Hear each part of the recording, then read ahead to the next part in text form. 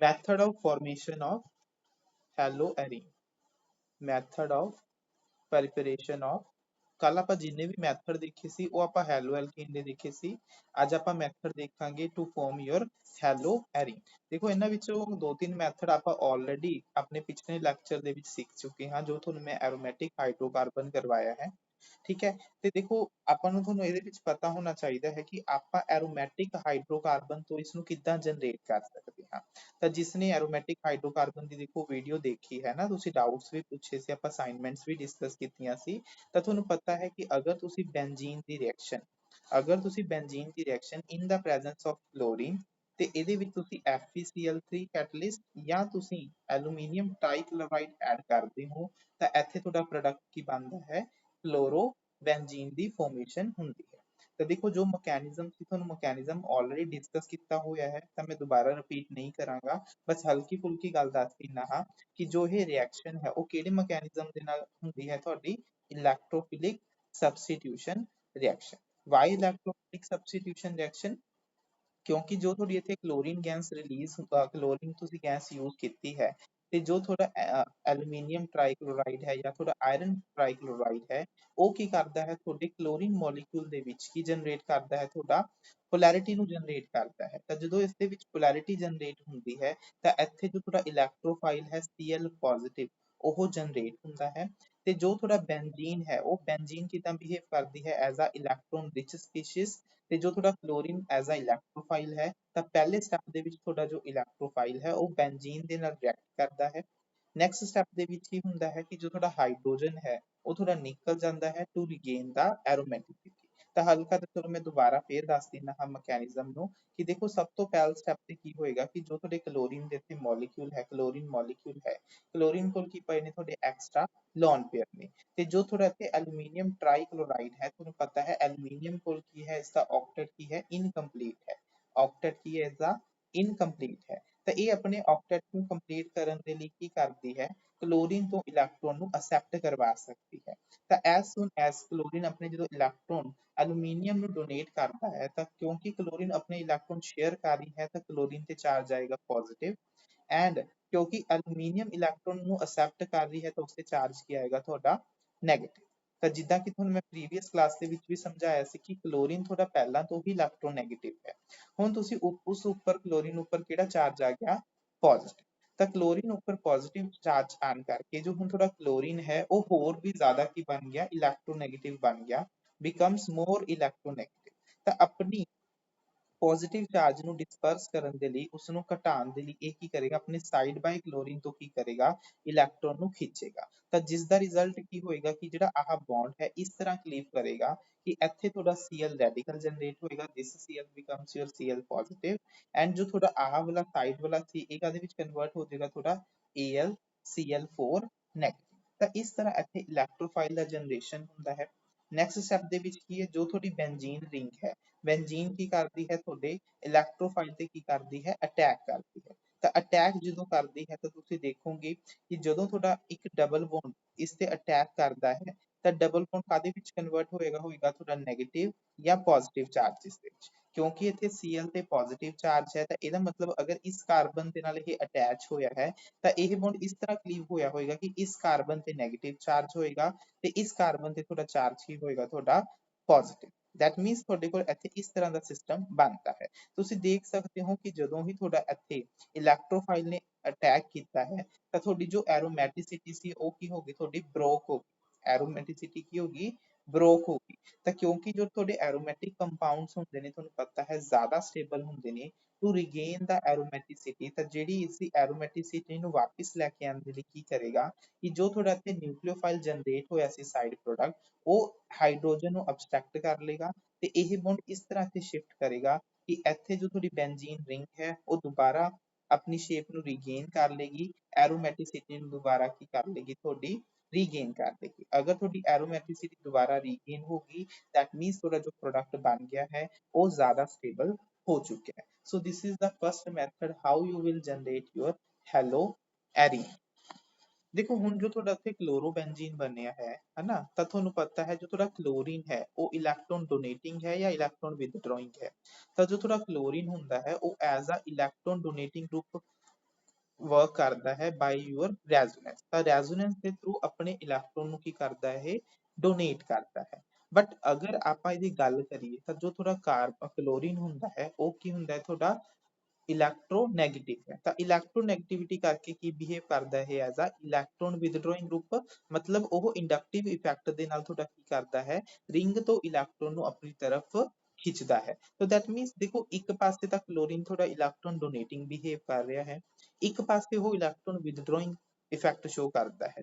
ਜਿਸ ਕਰਕੇ ਜੋ ਤੁਹਾਡਾ ਓਵਰਆਲ ਰਿਜ਼ਲਟ ਨਿਕਲ ਕੇ ਕੀ ਆਉਂਦਾ ਹੈ, ਕਿ ਜੋ ਤੁਹਾਡਾ ਕਲੋਰੀਨ ਵਾਲੇ ਹੁੰਦੇ ਨੇ ਇਹ ਕੀ ਕਰਦੇ ਨੇ, ਤੁਹਾਡੇ ਵੀਕਲੀ ਐਕਟੀਵੇਟ ਕਰਦੇ ਨੇ ਤੁਹਾਡੇ ਬੈਂਜ਼ੀਨ ਨੂੰ, ਵੀਕਲੀ ਐਕਟੀਵੇਟ ਯੂਅਰ ਬੈਂਜ਼ੀਨ ਰਿੰਗ। ਹਾਲਥੋ ਇਹ ਤੁਹਾਡੇ ਔਰਥੋ ਪੈਰਾ ਡਾਇਰੈਕਟਿੰਗ ਨਹੀਂ, ਕਿਉਂਕਿ ਜੋ ਤੁਹਾਡੇ ਇਲੈਕਟ੍ਰੋਨ ਡੋਨੇਟਿੰਗ ਗਰੁੱਪ ਹੁੰਦੇ ਨੇ ਉਹ ਤੁਹਾਡੇ ਔਰਥੋ ਪੈਰਾ ਡਾਇਰੈਕਟਿੰਗ ਹੁੰਦੇ ਨੇ। But as compare to the other groups, ਕਿ ਜੋ ਜੇ ਅਗਰ ਤੁਹਾਡਾ ਇੱਥੇ OH ਹੁੰਦਾ, NH2 ਹੁੰਦਾ, ਉਹ ਉਹਨੇ ਜ਼ਿਆਦਾ ਇਲੈਕਟ੍ਰੋਨ ਡੋਨੇਟ ਕਰਦੇ ਨੇ, ਬੈਂਜ਼ੀਨ ਰਿੰਗ ਨੂੰ ਬਹੁਤ ਜ਼ਿਆਦਾ ਐਕਟੀਵੇਟ ਕਰਦੇ ਨੇ।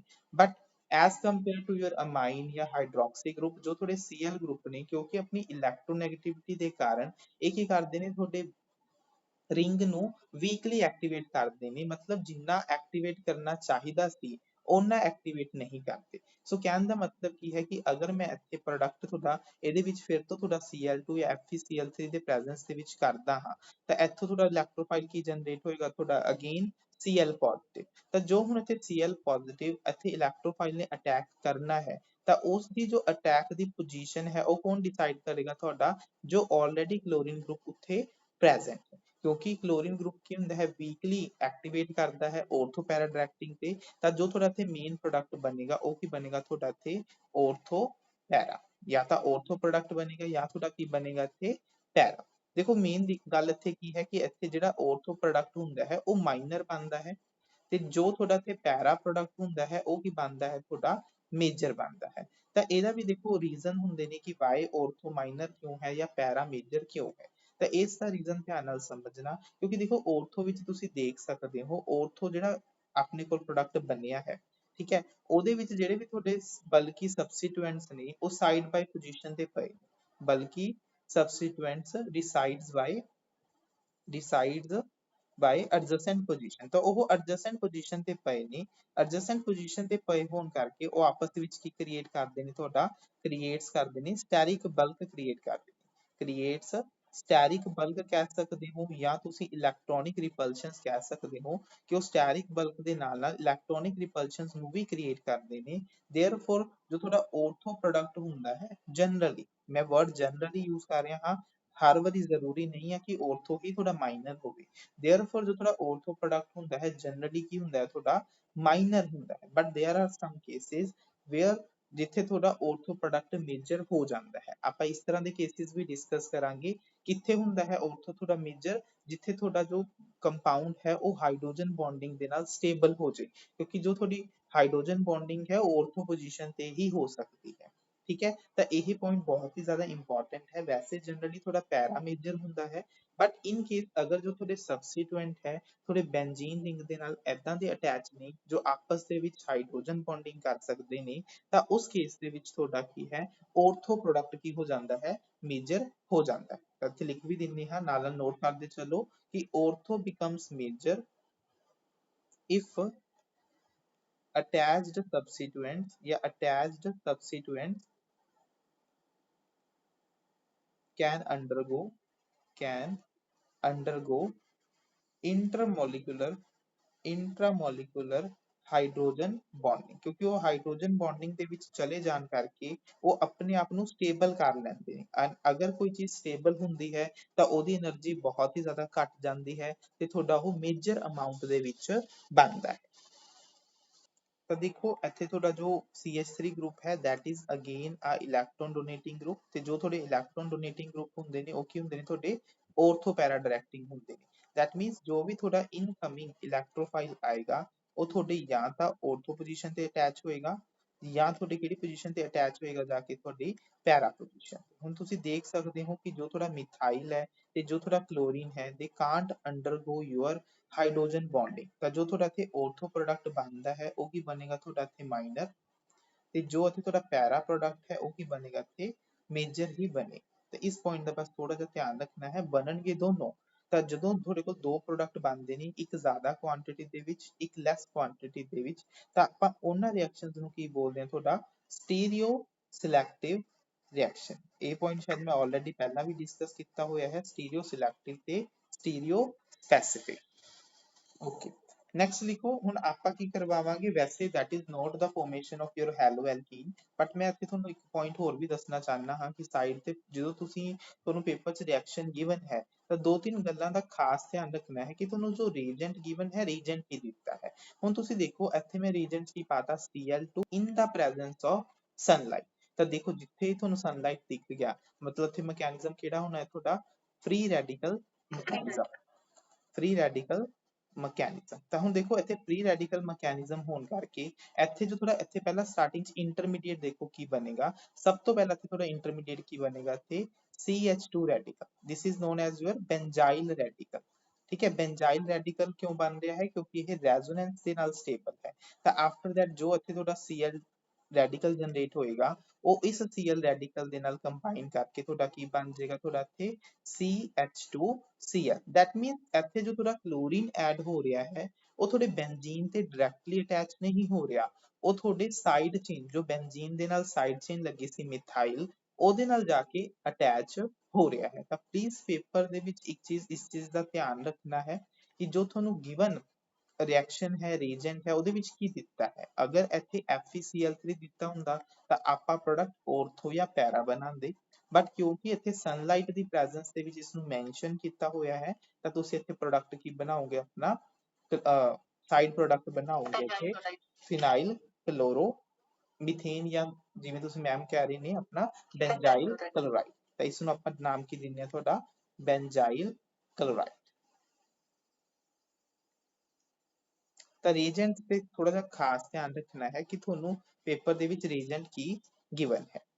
ਇੱਕ ਇੰਪੋਰਟੈਂਟ ਇੱਕ ਚੀਜ਼ ਹੋਰ ਕਿ ਮੈਂ ਤੁਹਾਨੂੰ ਦੱਸਿਆ ਸੀਗਾ ਕਿ ਇੱਕ ਸਪੈਸ਼ਲ ਅਲਾਈਲਿਕ ਤੇ ਬੈਂਜ਼ਾਈਲਿਕ ਬ੍ਰੋਮੀਨੇਸ਼ਨ ਜਾਂ ਹੈਲੋਜੀਨੇਸ਼ਨ ਕਰਵਾਉਣ ਦੇ ਲਈ ਆਪਾਂ ਇੱਕ ਸਪੈਸ਼ਲ ਰੀਜੈਂਟ ਯੂਜ਼ ਕਰਦੇ ਹਾਂ, ਐਨ ਬ੍ਰੋਮੋ ਸਕਸੀਨਾਮਾਈਡ। ਐਨ ਬ੍ਰੋਮੋ ਸਕਸੀਨਾਮਾਈਡ, ਤਾਂ ਇਹ ਸਪੈਸ਼ਲੀ ਹੀ ਇਸ ਕੰਮ ਲਈ ਯੂਜ਼ ਹੁੰਦਾ ਹੈ ਕਿ ਜੋ ਤੁਹਾਡਾ ਇੱਥੇ ਰੈਡੀਕਲ ਜਨਰੇਟ ਹੋਏਗਾ, ਬੈਂਜ਼ਾਈਲਿਕ ਰੈਡੀਕਲ ਬਣੇਗਾ, ਤੇ ਉਸ ਨਾਲ ਤੁਹਾਡਾ ਕੀ ਹੋ ਜਾਏਗਾ, ਇੱਥੇ ਬ੍ਰੋਮੀਨ ਆ ਕੇ ਅਟੈਚ ਹੋ ਜਾਏਗਾ। ਤਾਂ ਐਨ ਬ੍ਰੋਮੋ ਜੋ ਸਕਸੀਨਾਮਾਈਡ ਹੈ, ਉਹ ਸਪੈਸ਼ਲੀ ਯੂਜ਼ ਕੀਤਾ ਜਾਂਦਾ ਹੈ, ਐਨ ਬ੍ਰੋਮੋ ਸਕਸੀਨਾਮਾਈਡ ਲਿਖ ਸਕਦੇ ਹੋ, NBS ਦਾ ਮਤਲਬ ਐਨ ਬ੍ਰੋਮੋ ਸਕਸੀਨਾਮਾਈਡ। ਤਾਂ ਜੋ ਤੁਹਾਡਾ ਐਨ ਬ੍ਰੋਮੋ ਸਕਸੀਨਾਮਾਈਡ ਹੈ, that is ਸਪੈਸ਼ਲੀ ਯੂਜ਼ ਕੀਤਾ ਜਾਂਦਾ ਹੈ ਫॉर ਹੈਲੋਜੀਨੇਸ਼ਨ ਆਫ ਐਲਾਈਲਿਕ ਜਾਂ ਬੈਂਜ਼ਾਈਲਿਕ ਪੋਜੀਸ਼ਨ। ਐਲਾਈਲਿਕ ਪੋਜੀਸ਼ਨ ਤੇ ਜਾਂ ਤੁਹਾਡੀ ਬੈਂਜ਼ਾਈਲਿਕ ਪੋਜੀਸ਼ਨ ਤੇ ਅਗਰ ਤੁਸੀਂ ਚਾਹੁੰਦੇ ਹੋ ਕਿ ਤੁਹਾਡਾ ਹੈਲੋਜੀਨੇਸ਼ਨ ਹੋਵੇ, ਤਾਂ ਉਹਦੇ ਲਈ ਆਪਾਂ ਸਪੈਸ਼ਲੀ ਤੁਹਾਡਾ NBS ਨੂੰ ਯੂਜ਼ ਕਰ ਸਕਦੇ ਹਾਂ। ਨੈਕਸਟ ਆਂਦਾ ਹੈ ਫਰੋਮ ਡਾਈਜ਼ੋਨੀਅਮ ਸਾਲਟ। ਨੈਕਸਟ ਮੈਥਡ ਆਂਦਾ ਹੈ ਫਰੋਮ ਡਾਈਜ਼ੋਨੀਅਮ ਸਾਲਟ। ਪਹਿਲਾਂ ਡਾਈਜ਼ੋਨੀਅਮ ਸਾਲਟ ਕੀ ਹੁੰਦਾ ਹੈ, ਸਟਰਕਚਰ ਦੇਖਣ ਤੋਂ ਪਹਿਲਾਂ ਆਪਾਂ ਦੇਖ ਲੈਂਦੇ ਹਾਂ ਕਿ ਇਹ ਬਣਦਾ ਕਿੱਥੋਂ ਹੈ। ਤਾਂ ਜਦੋਂ ਤੁਸੀਂ ਆਪਣੇ ਐਨਿਲੀਨ ਦੀ ਰਿਐਕਸ਼ਨ NH2, ਜਦੋਂ ਬੈਂਜ਼ੀਨ ਦੇ ਉੱਪਰ NH2 ਲੱਗੀ ਹੁੰਦੀ ਹੈ, ਤਾਂ ਇਸ ਨੂੰ ਆਪਾਂ ਬੋਲਦੇ ਹਾਂ ਤੁਹਾਡਾ ਐਨਿਲੀਨ। ਤਾਂ ਜਦੋਂ ਤੁਸੀਂ ਐਨਿਲੀਨ ਦੀ ਰਿਐਕਸ਼ਨ ਤੁਸੀਂ ਨਾਈਟਰਸ ਐਸਿਡ ਨਾਲ ਕਰਦੇ ਹੋ, HNO2 at very cold condition 0 to 5 degree Celsius ਤੇ, ਤਾਂ ਇੱਥੇ ਤੁਹਾਡਾ ਕੀ ਜਨਰੇਟ ਹੁੰਦਾ ਹੈ, ਤੁਹਾਡਾ ਬੈਂਜ਼ੀਨ ਡਾਈਜ਼ੋਨੀਅਮ ਕਲੋਰਾਈਡ। ਤਾਂ ਇਸ ਸਟਰਕਚਰ ਨੂੰ ਜਾਂ ਤਾਂ ਤੁਸੀਂ N2 ਪੋਜ਼ਿਟਿਵ ਲਿਖਦੇ ਹੋ, ਜਾਂ ਤੁਸੀਂ ਇਸ ਨੂੰ ਓਪਨ ਕਰਕੇ ਅਗਰ ਲਿਖੋਗੇ ਤਾਂ ਕੀ ਲਿਖੋਗੇ, N ਟ੍ਰਿਪਲ ਬੌਂਡ N। ਇੱਥੇ N ਤੇ ਚਾਰਜ ਕੀ ਹੋਏਗਾ, ਪੋਜ਼ਿਟਿਵ। ਤਾਂ ਇਸ ਨੂੰ ਆਪਾਂ ਬੋਲਦੇ ਹਾਂ ਬੈਂਜ਼ੀਨ ਡਾਈਜ਼ੋਨੀਅਮ ਕਲੋਰਾਈਡ, ਬੈਂਜ਼ੀਨ ਡਾਈਜ਼ੋਨੀਅਮ ਕਲੋਰਾਈਡ। ਕਲੋਰਾਈਡ ਕਿਉਂ ਹੈ, ਕਿਉਂਕਿ ਇਸਨੂੰ ਜਦੋਂ ਤੁਹਾਡਾ ਜੋ ਨਾਈਟਰਸ ਐਸਿਡ ਹੈ, ਉਹ ਜਨਰਲੀ ਤੁਸੀਂ ਪ੍ਰੋਡਿਊਸ ਕਰਦੇ ਹੋ ਇਨ ਦਾ ਪ੍ਰੈਜ਼ੈਂਸ ਆਫ ਯੂਅਰ NaCl ਦੇ ਪ੍ਰੈਜ਼ੈਂਸ ਦੇ ਵਿੱਚ ਥੋੜਾ ਜਨਰਲੀ ਕੀ ਹੁੰਦਾ ਹੈ, ਇਹ ਪ੍ਰੋਡਿਊਸ ਹੁੰਦਾ ਹੈ HCl ਤੇ NaN2 ਦੀ ਪ੍ਰੈਜ਼ੈਂਸ ਦੇ ਵਿੱਚ। ਜੋ ਤੁਹਾਡਾ NH2 ਹੈ ਨਾ, ਨਾਈਟਰਸ ਐਸਿਡ, ਇਹ ਕਿੱਥੋਂ ਫਾਰਮ ਹੁੰਦਾ ਹੈ, ਤੁਹਾਡਾ ਸੋਡੀਅਮ ਨਾਈਟ੍ਰਾਈਟ ਪਲੱਸ HCl ਤੋਂ ਬਣਦਾ ਹੈ। ਤਾਂ ਜੋ ਤੁਹਾਡਾ ਇੱਥੇ ਪੋਜ਼ਿਟਿਵ ਚਾਰਜ ਆਇਆ ਹੈ, ਉਸ ਨੂੰ ਕਾਊਂਟਰ ਬੈਲੈਂਸ ਕਰਨ ਦੇ ਲਈ ਤੁਹਾਡਾ ਇੱਥੇ ਨੈਗੇਟਿਵ ਚਾਰਜ ਪ੍ਰੈਜ਼ੈਂਟ ਹੁੰਦਾ ਹੈ। ਇਸੇ ਕਰਕੇ ਇਸ ਦਾ ਨਾਮ ਹੁੰਦਾ ਹੈ ਤੁਹਾਡਾ ਬੈਂਜ਼ੀਨ ਡਾਈਜ਼ੋਨੀਅਮ ਕਲੋਰਾਈਡ। ਤਾਂ ਦੇਖੋ ਹੁਣ ਤੁਸੀਂ, ਤੁਹਾਡੇ ਕੋਲ ਬੈਂਜ਼ੀਨ ਜੋ ਡਾਈਜ਼ੋਨੀਅਮ ਕਲੋਰਾਈਡ ਹੈ, ਇਸ ਤੋਂ ਤੁਸੀਂ ਹੈਲੋ ਐਰੀਨ ਦੀ ਫਾਰਮੇਸ਼ਨ ਕਿੱਦਾਂ ਕਰ ਸਕਦੇ ਹੋ, ਕਿ ਅਗਰ ਤੁਸੀਂ ਇਸ ਦੀ ਰਿਐਕਸ਼ਨ ਕੋਪਰ क्लोराइड मान लो in the presence of copper chloride in the presence of अगर HCl करते हो ਤਾਂ ਜੋ ਤੁਹਾਡਾ ਕਲੋਰੀਨ ਤੁਹਾਡੇ ਕੋਪਰ ਦੇ ਨਾਲ ਅਟੈਚਡ ਹੈ, ਜੋ ਤੁਹਾਡਾ ਕਲੋਰੀਨ ਇੱਥੇ ਤੁਹਾਡਾ ਕੋਪਰ ਦੇ ਨਾਲ ਅਟੈਚਡ ਹੈ, ਆਹ ਵਾਲਾ ਜੋ ਤੁਹਾਡਾ ਕਲੋਰੀਨ ਹੁੰਦਾ ਹੈ ਇਹ ਕੀ ਕਰਦਾ ਹੈ ਤੁਹਾਡਾ ਇਸ N2 ਇਥੋਂ ਨਾਈਟ੍ਰੋਜਨ ਗੈਸ ਨੂੰ ਰਿਲੀਜ਼ ਕਰਵਾ ਦਿੰਦਾ ਹੈ ਤੇ ਜਿਹੜਾ ਤੁਹਾਡਾ ਆਹ ਵਾਲਾ ਕਲੋਰੀਨ ਹੈ ਜੋ ਕੋਪਰ ਦੇ ਨਾਲ ਅਟੈਚਡ ਹੈ ਉਹ ਤੁਹਾਡੀ ਬੈਂਜ਼ੀਨ ਰਿੰਗ ਦੇ ਨਾਲ ਜਾ ਕੇ ਕੀ ਹੋ ਜਾਂਦਾ ਹੈ ਅਟੈਚ ਹੋ ਜਾਂਦਾ ਹੈ। ਤਾਂ ਇਸ ਤਰ੍ਹਾਂ ਦੀ ਰਿਐਕਸ਼ਨ ਜਿਹਦੇ ਵਿੱਚ ਜੋ ਤੁਸੀਂ copper chloride in the presence of HCl use ਕਰਦੇ ਹੋ ਤਾਂ ਇਸ ਰਿਐਕਸ਼ਨ ਨੂੰ ਆਪਾਂ ਬੋਲਦੇ ਹਾਂ ਤੁਹਾਡਾ ਸੈਂਡਮੇਅਰ ਰਿਐਕਸ਼ਨ। ਇਸ ਰਿਐਕਸ਼ਨ ਨੂੰ ਆਪਾਂ ਬੋਲਦੇ ਹਾਂ ਤੁਹਾਡਾ Sandmeyer reaction. On the other hand ਅਗਰ ਆਪਾਂ ਇੱਥੇ on the other hand अगर ਆਪਾਂ ਇੱਥੇ ਸਿਰਫ copper in the presence of HCl reaction ਕਰਵਾਨੇ ਹਾਂ ਤਾਂ ਦੇਖੋ ਪ੍ਰੋਡਕਟ ਇੱਥੇ ਵੀ ਆਹ ਬਣੇਗਾ ਬਟ ਇੱਥੇ ਜੋ ਪ੍ਰੋਡਕਟ ਦੀ ਯੀਲਡ ਬਣਦੀ ਹੈ ਉਹ ਬਹੁਤ ਹੀ ਕੀ ਬਣਦੀ ਹੈ ਤੁਹਾਡੀ ਲੋ ਬਣਦੀ ਹੈ। ਇੱਥੇ ਜੋ ਪ੍ਰੋਡਕਟ ਦੀ ਯੀਲਡ ਬਣਦੀ ਹੈ ਉਹ ਬਹੁਤ ਹੀ ਲੋ ਬਣਦੀ ਹੈ ਤੇ ਇਸ ਰਿਐਕਸ਼ਨ ਨੂੰ ਆਪਾਂ ਬੋਲਦੇ ਹਾਂ ਗੈਟਰਮੈਨ ਰਿਐਕਸ਼ਨ। ਇਸ ਰਿਐਕਸ਼ਨ ਨੂੰ ਆਪਾਂ ਬੋਲਦੇ ਹਾਂ ਤੁਹਾਡਾ ਗੈਟਰਮੈਨ ਰਿਐਕਸ਼ਨ। ठीक है that is not very useful because ਇੱਥੇ ਜੋ ਤੁਹਾਡੇ ਪ੍ਰੋਡਕਟ ਦੀ ਯੀਲਡ ਹੈ ਉਹ ਬਹੁਤ ਹੀ ਜ਼ਿਆਦਾ ਕੀ ਹੁੰਦੀ ਹੈ ਤੁਹਾਡੀ ਲੋ ਹੁੰਦੀ ਹੈ।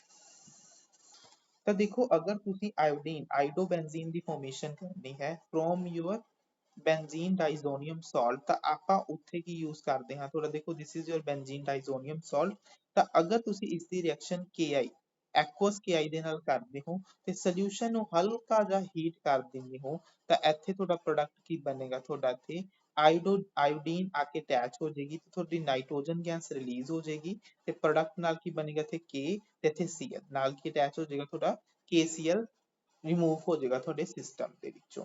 ਦੇਖੋ ਇੱਥੇ ਹੀਟ ਕਰਨ ਦਾ ਦੇਖੋ ਹੀਟ ਕਰਨ ਨਾਲ ਕੀ ਹੋ ਰਿਹਾ ਹੈ ਕਿ ਜੋ ਤੁਹਾਡੀ ਹੀਟ ਕਰਨ ਤੇ ਤੁਹਾਨੂੰ ਪਤਾ ਹੈ ਗੈਸਿਸ ਬੜੀ ਹੀ ਛੇਤੀ ਆਊਟ ਹੋ ਜਾਂਦੀਆਂ ਨੇ ਇਵੋਲਵ ਹੋ ਜਾਂਦੀਆਂ ਨੇ ਤੇ ਇੱਥੇ ਗੈਸ ਨੂੰ ਇਵੋਲਵ ਕਰਨ ਦੇ ਲਈ ਹੀ ਆਪਾਂ ਇੱਥੇ ਕੀ ਕਰ ਰਹੇ ਹਾਂ ਇਸ ਨੂੰ ਹੀਟ ਕਰ ਰਹੇ ਹਾਂ। ਤਾਂ ਜਦੋਂ ਵੀ ਤੁਸੀਂ ਬੈਂਜ਼ੀਨ ਡਾਈਜ਼ੋਨੀਅਮ ਕਲੋਰਾਈਡ ਦੀ ਰਿਐਕਸ਼ਨ KI ਐਕੁਅਸ KI ਦੇ ਨਾਲ ਕਰਦੇ ਹੋ ਤਾਂ ਉੱਥੇ ਤੁਹਾਡਾ ਪ੍ਰੋਡਕਟ ਕੀ ਬਣਦਾ ਹੈ ਤੁਹਾਡਾ ਆਈਡੋਬੈਂਜ਼ੀਨ। ਉੱਥੇ ਪ੍ਰੋਡਕਟ ਕੀ ਬਣਦਾ ਹੈ ਤੁਹਾਡਾ ਆਈਡੋਬੈਂਜ਼ੀਨ। ਅਗਰ ਤੁਸੀਂ ਇੱਥੇ ਫਲੋਰੋਬੈਂਜ਼ੀਨ ਬਣਾਉਣਾ ਹੈ ਤਾਂ ਫਲੋਰੋਬੈਂਜ਼ੀਨ ਦੇ ਲਈ ਆਪਾਂ ਫਲੋਰੋਬੈਂਜ਼ੀਨ ਬਣਾਉਣ ਦੇ ਲਈ ਆਪਾਂ ਉਸਦੀ ਜੋ ਰਿਐਕਸ਼ਨ ਹੈ ਬਿਲਕੁਲ ਉਸਦੇ ਸਟਾਰਟਿੰਗ ਮਟੀਰੀਅਲ ਐਨਲੀਨ ਦੇ ਨਾਲ ਹੀ ਕਰਦੇ ਹਾਂ। ਤਾਂ ਜਦੋਂ ਤੁਸੀਂ ਐਨਲੀਨ ਦੀ reaction sodium nitrite in the presence of HbF4 ਕਰਦੇ ਹੋ HbF4 ਦੇ ਵਿੱਚ ਕੀ ਹੈ H ਪੋਜ਼ਿਟਿਵ ਹੈ BF4 ਕੀ ਹੈ ਤੁਹਾਡਾ ਨੈਗੇਟਿਵ ਹੈ। ਤਾਂ ਦੇਖੋ ਇੱਥੇ ਤੁਹਾਡਾ ਕੀ ਹੈ ਤੁਹਾਡਾ ਡਾਈਜ਼ੋਨੀਅਮ ਸਾਲਟ ਤਾਂ ਬਣਨਾ ਹੀ ਹੈ ਪਰ ਇੱਥੇ ਹੁਣ ਜੋ ਤੁਹਾਡਾ ਕਾਊਂਟਰ ਆਇਨ ਸੀ ਉਹ ਕਲੋਰਾਈਡ ਨਾ ਹੋ ਕੇ ਕਾਊਂਟਰ ਆਇਨ ਕੀ ਹੋਏਗਾ ਤੁਹਾਡਾ BF4 ਨੈਗੇਟਿਵ। ਦੇਖੋ BF4 ਨੈਗੇਟਿਵ ਕੀ ਹੈ ਤੁਹਾਡਾ ਇੱਕ ਟੈਟਰਾਹੈਡਰਲ ਸਟਰਕਚਰ ਹੈ। BF4 ਨੈਗੇਟਿਵ ਕੀ ਹੈ ਤੁਹਾਡਾ ਇੱਕ ਟੈਟਰਾਹੈਡਰਲ ਸਟਰਕਚਰ ਹੈ। ਤਾਂ ਜਦੋਂ ਹੀ ਇਸ ਨੂੰ ਹੀਟ ਕਰੋਗੇ ਜਦੋਂ ਹੀ ਇਸ ਨੂੰ ਹੀਟ ਕਰੋਗੇ ਤਾਂ BF4 ਦੇ ਵਿੱਚੋਂ ਇੱਕ ਫਲੋਰੀਨ ਤੁਹਾਡਾ ਡਾਇਰੈਕਟਲੀ ਇਸ ਦੇ ਨਾਲ ਅਟੈਚ ਹੋ ਜਾਏਗਾ ਇੱਥੇ ਤੁਹਾਡੀ ਨਾਈਟ੍ਰੋਜਨ ਗੈਸ ਰਿਲੀਜ਼ ਹੋ ਜਾਏਗੀ ਤੇ ਨਾਲ ਤੁਹਾਡੇ ਸਿਸਟਮ ਦੇ ਵਿੱਚ ਕੀ ਹੈ ਤੁਹਾਡਾ ਬੋਰੋਨ ਟ੍ਰਾਈਫਲੋਰਾਈਡ ਕੀ ਹੋ ਜਾਏਗਾ ਰਿਮੂਵ ਹੋ ਜਾਏਗਾ। ਹੁਣ ਦੇਖੋ ਤੁਹਾਨੂੰ ਨਾਈਟ੍ਰੋਜਨ ਗੈਸ ਤਾਂ ਚਲੋ ਸਮਝ ਆ ਗਈ ਹੋਏਗੀ ਕਿ ਗੈਸ ਰਿਲੀਜ਼ ਕਿਉਂ ਹੋ ਰਹੀ ਹੈ ਕਿਉਂਕਿ system second law of thermodynamics ਕੀ ਕਹਿੰਦਾ ਹੈ ਕਿ ਜਦੋਂ ਵੀ ਤੁਹਾਡੀ ਐਂਟਰੋਪੀ ਇਨਕਰੀਜ਼ ਹੋਏਗੀ ਹਰ ਸਿਸਟਮ ਆਪਣੀ ਐਂਟਰੋਪੀ ਨੂੰ ਇਨਕਰੀਜ਼ ਕਰਨ ਦੀ ਕੋਸ਼ਿਸ਼ ਕਰਦਾ ਹੈ। ਤਾਂ ਜਿੱਦਾਂ ਹੀ ਗੈਸ ਰਿਲੀਜ਼ ਹੋਈ ਤੁਹਾਡਾ ਸਿਸਟਮ ਕੀ ਬਣ ਗਿਆ ਫਾਰਵਰਡ ਡਾਇਰੈਕਸ਼ਨ ਦੀ ਤਰਫ ਰਿਐਕਸ਼ਨ ਜਾ ਰਹੀ ਹੈ। ਹੁਣ ਤੁਸੀਂ ਕਹੋਗੇ ਤੇ BF3 ਕਿਉਂ ਨਿਕਲ ਰਿਹਾ ਹੈ ਹੈਨਾ ਤਾਂ BF3 ਨਿਕਲਣ ਦਾ ਦੇਖੋ ਇੱਥੇ ਰੀਜ਼ਨ ਕੀ ਹੈ ਕਿ ਜੋ ਤੁਹਾਡਾ BF3 ਮੋਲੀਕਿਊਲ ਹੈ ਬੋਰੋਨ ਕੋਲ ਕੀ ਪਿਆ ਹੈ ਇੱਥੇ ਐਮਟੀ ਆਰਬਿਟਲ ਹੈ ਬੋਰੋਨ ਕੋਲ ਕੀ ਪਈ ਹੈ ਤੁਹਾਡੀ ਇੱਥੇ ਐਮਟੀ ਆਰਬਿਟਲ ਹੈ। ਰੀਜ਼ਨ ਕੀ ਹੈ ਕਿਉਂਕਿ ਇਸ ਦੇ ਕੋਲ ਵੀ ਆਕਟੇਟ ਕੀ ਹੈ ਇਸਦਾ ਇਨਕੰਪਲੀਟ ਹੈ ਆਕਟੇਟ ਕੀ ਹੈ ਇਸਦਾ ਇਨਕੰਪਲੀਟ ਹੈ ਤੇ ਜੋ ਤੁਹਾਡੇ ਨਾਲ ਕਲੋਰੀਨ ਐਟਮ ਪਏ ਨੇ ਇਹਨਾਂ ਕੋਲ ਕੀ ਪਏ ਨੇ ਤੁਹਾਡੇ ਲੋਨ ਪੇਅਰ ਤੇ ਲੋਨ ਪੇਅਰ ਵੀ ਕਿਹੜੇ ਆਰਬਿਟਲ ਚ ਪਏ ਨੇ ਤੁਹਾਡੇ 2p ਦੇ ਵਿੱਚ ਤੇ ਇੱਥੇ ਜਿਹੜੀ ਤੁਹਾਡੀ ਆਰਬਿਟਲ ਖਾਲੀ ਹੈ ਇਹ ਵੀ ਕਿਹੜੀ ਹੈ ਤੁਹਾਡੀ 2p। ਤਾਂ 2p ਦੇ 2p ਆਰਬਿਟਲ ਦੇ ਵਿੱਚੋਂ ਓਵਰਲੈਪਿੰਗ ਦੇ ਨਾਲ ਜਾਂ ਬੈਕ ਡੋਨੇਸ਼ਨ ਦੇ ਨਾਲ ਆਪਾਂ ਕੀ ਕਵਾਂਗੇ ਕਿ ਜੋ ਤੁਹਾਡੇ ਫਲੋਰੀਨ ਹੈ ਉਹ ਆਪਣੇ 2p ਦੇ ਵਿੱਚੋਂ ਬੋਰੋਨ ਦੇ ਐਮਟੀ 2p ਆਰਬਿਟਲ ਦੇ ਵਿੱਚ ਇਲੈਕਟ੍ਰੋਨ ਨੂੰ ਡੋਨੇਟ ਕਰਦੀ ਹੈ ਬਾਈ ਬੈਕ ਬੌਂਡ। ਤਾਂ ਕਿਉਂਕਿ ਇਹ ਆਪਣੇ ਇਲੈਕਟ੍ਰੋਨ ਨੂੰ ਫਲੋਰੀਨ ਆਪਣੇ ਇਲੈਕਟ੍ਰੋਨ ਨੂੰ ਬੋਰਨ ਦੇ ਵਿੱਚ ਟ੍ਰਾਂਸਫਰ ਕਰ ਰਿਹਾ ਹੈ ਤਾਂ ਇਹਨਾਂ ਦਾ ਜੋ ਬੌਂਡ ਹੈ ਉਹਦੇ ਵਿੱਚ ਡਬਲ ਬੌਂਡ ਕਰੈਕਟਰ ਆ ਜਾਂਦਾ ਹੈ, ਜਿਸ ਕਰਕੇ ਬੌਂਡ ਤੁਹਾਡਾ ਸਟੇਬਲ ਹੋ ਜਾਂਦਾ ਹੈ। ਤੇ ਇਹੀ ਇਹਦਾ ਇੱਕ ਰੀਜ਼ਨ ਹੈ ਕਿ ਜੋ ਤੁਹਾਡਾ BF3 ਮੋਲੀਕਿਊਲ ਹੈ ਸਮਵਟ ਮੋਰ ਸਟੇਬਲ ਹੁੰਦਾ ਹੈ, ਤਾਂ ਕਰਕੇ ਇਹ ਤੁਹਾਡਾ ਸਿਸਟਮ ਚੋਂ ਬਾਹਰ ਲੀਵ ਹੋ ਜਾਂਦਾ ਹੈ along with your nitrogen gas. ਤਾਂ ਨੈਕਸਟ ਮੈਥਡ ਲਿਖੋ, ਬਾਈ ਬੋਰੋਡੀਨ ਹੁਨਸਟੀਕਰ ਰਿਐਕਸ਼ਨ। ਬੋਰੋਡੀਨ ਹੁਨਸਟੀਕਰ ਰਿਐਕਸ਼ਨ। ਤਾਂ ਦੇਖੋ ਇੱਥੇ ਹੁਣ ਕਿਉਂਕਿ ਆਪਾਂ ਕੀ ਜਨਰੇਟ ਕਰਨਾ ਹੈ, ਹੈਲੋ ਐਰੀਨ, ਤਾਂ ਇੱਥੇ ਜੋ ਤੁਸੀਂ ਆਪਣਾ ਸਬਸਟ੍ਰੇਟ ਮੋਲੀਕਿਊਲ ਲਓਗੇ ਉਹ ਕੀ ਲਓਗੇ, ਤੁਸੀਂ ਬੈਂਜ਼ੀਨ ਦਾ ਕਾਰਬੋਕਸਿਲਿਕ ਸਾਲਟ ਲਓਗੇ। ਪਲੱਸ ਇਸ ਦੀ ਰਿਐਕਸ਼ਨ ਜਦੋਂ ਤੁਸੀਂ ਆਪਣੇ ਬ੍ਰੋਮੀਨ ਦੇ ਨਾਲ ਇਨ ਦਾ ਪ੍ਰੈਜ਼ੈਂਸ ਆਫ CCl4 ਕਰੋਗੇ ਤਾਂ ਇੱਥੇ ਵੀ ਤੁਹਾਡਾ ਪ੍ਰੋਡਕਟ ਕੀ ਬਣੇਗਾ, ਇੱਥੋਂ ਤੁਹਾਡੀ ਕਾਰਬਨ ਡਾਈਆਕਸਾਈਡ ਗੈਸ ਰਿਲੀਜ਼ ਹੋ ਜਾਏਗੀ ਤੇ ਜੋ ਤੁਹਾਡਾ ਸਿਲਵਰ ਹੈ ਉਹ ਬ੍ਰੋਮੀਨ ਦੇ ਨਾਲ ਅਟੈਚ ਹੋ ਜਾਏਗਾ ਤਾਂ ਇੱਕ ਬ੍ਰੋਮੀਨ ਜੋ ਹੈ ਰਹਿ ਜਾਏਗਾ, ਉਹ ਤੁਹਾਡੇ ਬੈਂਜ਼ੀਨ ਦੇ ਨਾਲ ਕੀ ਕਰੇਗਾ, ਰਿਐਕਟ ਕਰ ਜਾਏਗਾ, ਬ੍ਰੋਮੋ ਬੈਂਜ਼ੀਨ ਬਣਾ ਦੇਗਾ, ਕਾਰਬਨ ਡਾਈਆਕਸਾਈਡ ਗੈਸ ਤੁਹਾਡੀ ਰਿਲੀਜ਼ ਹੋ ਜਾਏਗੀ along with your silver bromide. So this is a method to form your haloarine. ਚਲੋ ਹੁਣ ਥੋੜਾ ਜਿਹਾ ਡਿਸਕਸ ਕਰਦੇ ਹਾਂ ਇਹਨਾਂ ਦੀਆਂ ਫਿਜ਼ੀਕਲ ਤੇ ਕੈਮੀਕਲ ਪ੍ਰੋਪਰਟੀਜ਼ ਬਾਰੇ। ਪਹਿਲਾਂ ਆਪਾਂ ਅੱਜ ਇਹਨਾਂ ਦੀ ਥੋੜੀ ਜਿਹੀ ਫਿਜ਼ੀਕਲ ਪ੍ਰੋਪਰਟੀਜ਼ ਦੀ ਗੱਲ ਕਰ ਲੈਂਦੇ ਹਾਂ। ਵੈਸੇ ਦੇਖੋ ਆਲਰੇਡੀ ਆਪਾਂ ਡਿਸਕਸ ਕੀਤੀਆਂ ਹੋਈਆਂ ਨੇ ਆਪਣੇ ਜਨਰਲ ਆਰਗੈਨਿਕ ਕੈਮਿਸਟਰੀ ਦੇ ਵਿੱਚ, ਹੈ ਨਾ, physical properties of haloalkanes and haloarenes. ਤਾਂ ਦੇਖੋ ਪਹਿਲੇ ਪ੍ਰੋਪਰਟੀ ਕੀ ਆਂਦੀ ਹੈ ਕਿ ਇਹਨਾਂ ਦੀ ਜੋ ਫਿਜ਼ੀਕਲ ਸਟੇਟ ਹੈ ਉਹ ਕਿਦਾਂ ਦੀ ਹੋਏਗੀ। ਤਾਂ ਦੇਖੋ ਜੋ ਫਿਜ਼ੀਕਲ ਸਟੇਟ ਹੁੰਦੀ ਹੈ ਜਨਰਲੀ ਜੋ ਥੋੜੇ ਲੋਅਰ ਮੈਂਬਰਸ ਹੁੰਦੇ ਨੇ ਉਹ ਕਿਸ ਫਾਰਮ 'ਚ ਐਗਜ਼ਿਸਟ ਕਰਦੇ ਨੇ, ਤੁਹਾਡੀ ਗੈਸਿਸ ਫਾਰਮ 'ਚ ਐਗਜ਼ਿਸਟ ਕਰਦੇ ਨੇ, ਕਿਉਂਕਿ ਉਹਨਾਂ ਵਿੱਚ ਜੋ ਇੰਟਰੈਕਸ਼ਨਸ ਹੁੰਦੀਆਂ ਨੇ ਉਹ ਓਨੀਆਂ ਜ਼ਿਆਦਾ ਸਟਰੋਂਗ ਨਹੀਂ ਹੁੰਦੀਆਂ। ਤਾਂ ਜੋ ਉਸ ਤੋਂ ਥੋੜੇ ਜਿਹੇ ਹਾਇਰ ਮੈਂਬਰਸ ਹੁੰਦੇ ਨੇ ਤਾਂ ਹਾਇਰ ਮੈਂਬਰ ਕੀ ਹੋ ਜਾਂਦੇ ਨੇ, ਕਿਉਂਕਿ ਉਹਨਾਂ ਵਿੱਚ ਵਾਂਡਰਵੋਲ ਅਟਰੈਕਸ਼ਨਸ ਵੱਧ ਜਾਂਦੀਆਂ ਨੇ ਮੋਲੀਕੂਲਰ weight ਵਧਣ ਦੇ ਨਾਲ, ਤਾਂ ਥੋੜੀਆਂ ਜਿਹੀਆਂ ਇੰਟਰੈਕਸ਼ਨਸ ਵਧਣ ਦੇ ਨਾਲ ਉਹ ਲਿਕੁਇਡ ਫਾਰਮ 'ਚ ਆ ਜਾਂਦੇ ਨੇ। ਤਾਂ ਜਿਹੜੇ ਹੋਰ ਹਾਇਰ ਮੈਂਬਰਸ ਹੁੰਦੇ ਨੇ ਤਾਂ ਉਹਨਾਂ ਵਿੱਚ ਇੰਟਰੈਕਸ਼ਨ ਹੋਰ ਜ਼ਿਆਦਾ ਹਾਇਰ ਹੋਣ ਕਰਕੇ ਉਹ ਤੁਹਾਡੇ ਸੋਲਿਡ ਸਟੇਟ ਦੇ ਵਿੱਚ ਕੀ ਕਰਦੀਆਂ ਨੇ, ਐਗਜ਼ਿਸਟ ਕਰਦੀਆਂ।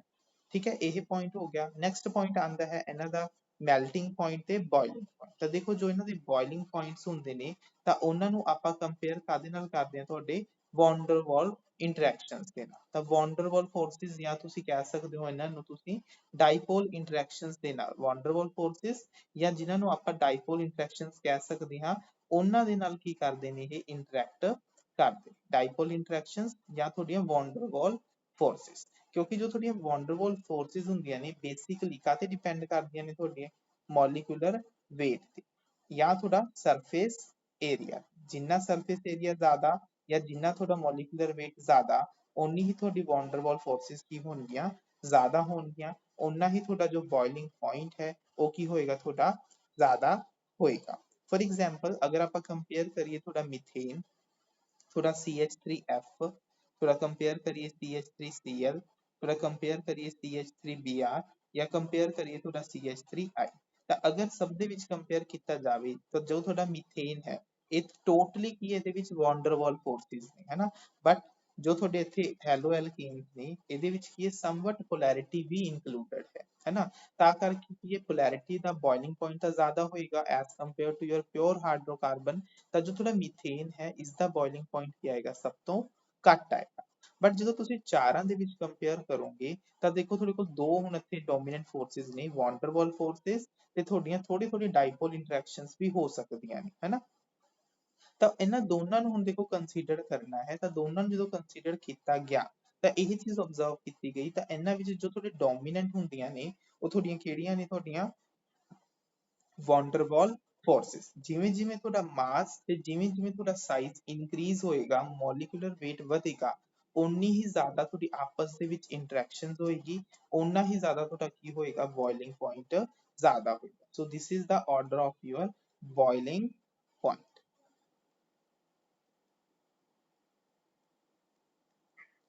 ਜਿਹੜਾ ਇਹ ਕੰਪੇਅਰ ਤਾਂ ਕੁਐਸਚਨ ਨੋਟ ਕਰ ਲਓ, CH3Cl, CH3, CH2Cl, CH3, CH2 twice Cl, ਇੱਕ ਤਾਂ ਇਹਦੇ ਵਿੱਚ ਕੰਪੇਅਰ ਕਰਨਾ ਹੈ, ਸੈਕਿੰਡ ਕਰਨਾ ਹੈ ਤੁਸੀਂ CH3Cl, CH2Cl2, CHCl3 ਤੇ CCl4, ਇਹਨਾਂ ਦੋਨਾਂ ਵਿੱਚ ਤੁਸੀਂ ਬੋਇਲਿੰਗ ਪੁਆਇੰਟ ਦਾ ਕੀ ਕਰਨਾ ਹੈ, ਕੰਪੈਰੀਜ਼ਨ ਕਰਨਾ ਹੈ। ਦੇਖੋ ਕੰਪੈਰੀਜ਼ਨ ਕਰਨਾ ਬਹੁਤ ਹੀ ਈਜ਼ੀ ਹੈ।